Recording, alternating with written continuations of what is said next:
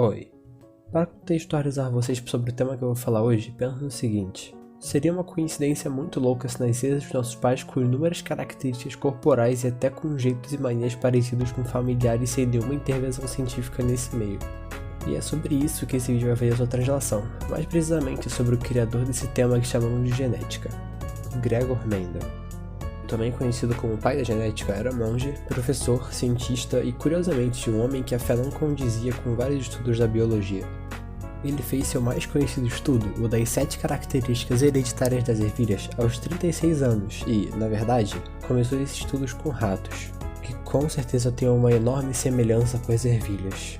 Bom, nessa época não existiam muitas universidades na região em que Mendel vivia, sendo o mosteiro considerado o centro intelectual e a melhor opção para aqueles que pretendiam garantir seu desenvolvimento intelectual.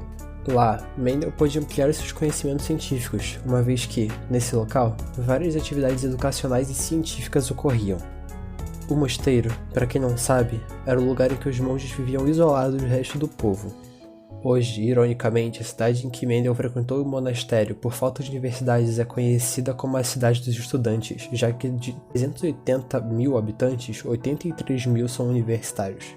Alguns motivos para a falta de reconhecimento da pesquisa de Mendel são a divulgação limitada do seu trabalho e o uso de estatísticas de seus estudos, que era considerado por muitos autores um método à frente de seu tempo. Mendel também enviou seu trabalho para outros pesquisadores da época, mas foi ignorado. Charles Darwin, por exemplo, foi um dos que recebeu os resultados de Mendel e aparentemente não os leu, já que sua teoria contradizia a opinião darwiniana da época. E, na mesma época, no século XIX, as religiões tinham muita influência sobre os povos, já que muitos países eram dominados pelo sistema imperialista.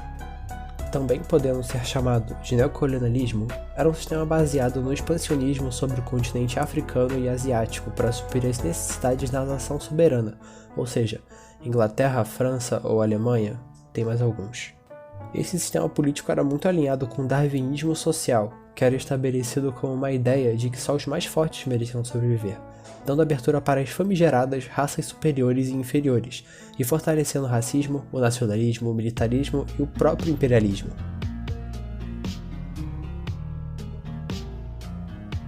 Óbvio que essa ideia não daria bom, já que mais tarde deu origem até ao nazismo.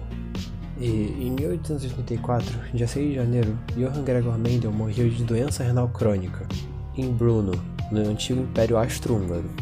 Bom, muitas coisas aconteceram nesses tempos e nenhuma ofuscou a enorme importância que Mendel teve e tem até hoje no mundo. Uma importância que não vai terminar e está contribuindo para muitos avanços tecnológicos, incluindo um que você até pode escolher as características físicas do seu filho. O que, se você se acha feio, é uma ótima notícia. Mas diferente da memória que o mundo tem de Mendel, que é infindável, esse vídeo tem sim um fim, e você acabou de chegar nele. Obrigado por assistir. Tchau.